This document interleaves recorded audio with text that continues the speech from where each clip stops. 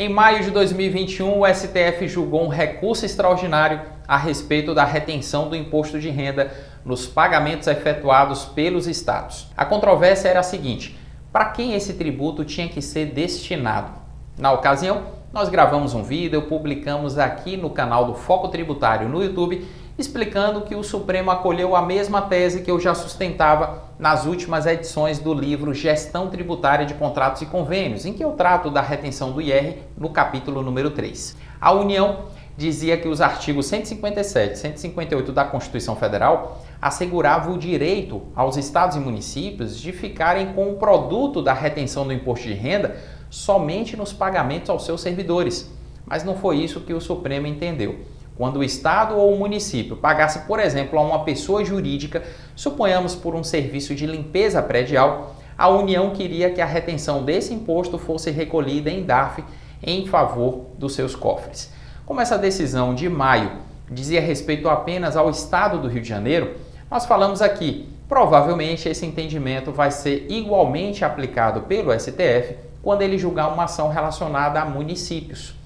Ocorre que agora, em outubro de 2021, o STF julgou um recurso que envolvia 2 municípios e não somente confirmou a mesma interpretação, como também ampliou a possibilidade para que esses entes federativos se apropriem da retenção do imposto de renda na fonte, aumentando em muito o potencial de arrecadação desse tributo por parte deles. Como o recurso foi decidido em conjunto com uma outra ação ajuizada pelo Estado de Goiás, a interpretação se aplica igualmente aos órgãos, autarquias e fundações, tanto estaduais quanto municipais.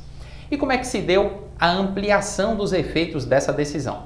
Bem, a tese que foi discutida e acolhida nessas ações, julgadas agora em outubro, permitiu aos estados e municípios se valerem da mesma regra de retenção de imposto de renda que se aplica aos órgãos federais e que está lá no artigo 64 da Lei 9.430.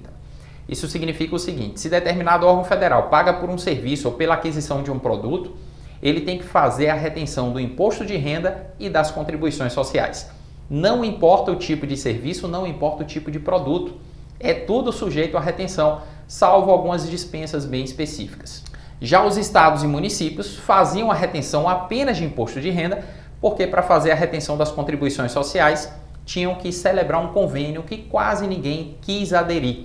Mas para a retenção do imposto de renda, os estados e municípios faziam a retenção apenas em algumas prestações de serviços, e isso resultava num volume pequeno de retenções de imposto de renda em relação ao que era pago às pessoas jurídicas como um todo.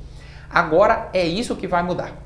Deixa eu dar um exemplo aqui prático. Eu estou ministrando um curso durante esses dias que eu estou gravando esse vídeo, agora em novembro de 2021, para a Prefeitura de São Paulo. É um curso in company voltado apenas para um grupo de 20 servidores da Prefeitura. Lá em São Paulo, a gente sabe, eles têm o maior orçamento do país, inclusive é um município que tem um orçamento maior do que de vários estados da nossa federação. Se a gente for analisar a legislação do imposto de renda que se aplica até então, o município não tem a obrigação de fazer a retenção do IR e nem de ficar com o produto da retenção quando paga, por exemplo, a uma empresa pelo serviço de coleta de lixo. Aí eu perguntei aos alunos dessa turma, e eles poderiam me dar um exemplo de um valor que era pago a uma empresa para fazer a coleta de lixo em uma determinada área da cidade? E eles me disseram que num determinado contrato de coleta ali de alguns bairros, o valor custava para o município mensalmente algo próximo de 2,5 milhões de reais.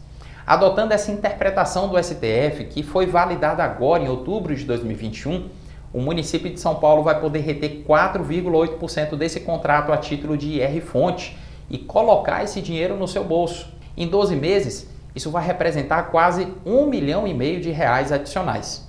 Agora imagina, se a gente for pensar na retenção em todos os pagamentos, por todos os serviços contratados pelo município e também a retenção em todas as aquisições de produtos pagos a pessoas jurídicas. A arrecadação do imposto de renda vai estourar e o município vai conseguir contar com muito mais recursos para poder prover as suas despesas a partir do momento em que implementar essas medidas.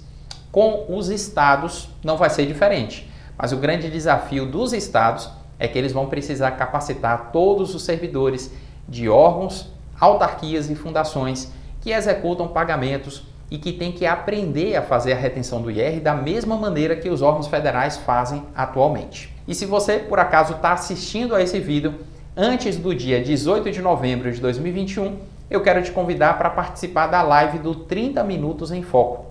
Nesse encontro semanal que a gente faz com toda a audiência do Foco Tributário, a gente sempre trata de uma questão polêmica. E para o dia 18 de novembro, a gente separou justamente esse tema para abordar com aqueles que acompanham o nosso trabalho e que, em grande parte, são servidores públicos de órgãos estaduais e municipais. Agora vamos lembrar, se você assessora empresas que são fornecedoras de bens ou prestadoras de serviços para entidades públicas, estaduais ou municipais, esse encontro também vai tratar da sua situação, porque a gente vai discutir, inclusive, as implicações práticas dessa retenção para quem vai sofrer o desconto na fonte. E olha, se ficou alguma dúvida ou você tem algum comentário a respeito dessa matéria, não deixa de mandar aqui nos comentários, inclusive para incentivar as discussões em torno dessa matéria, porque a gente está diante de uma mudança que é simplesmente histórica. Ela vai impactar muito fortemente a arrecadação desses entes, mas também os procedimentos de retenção na fonte que os órgãos, autarquias e fundações estaduais e municipais terão que adotar. Muito obrigado pela sua audiência e um forte abraço.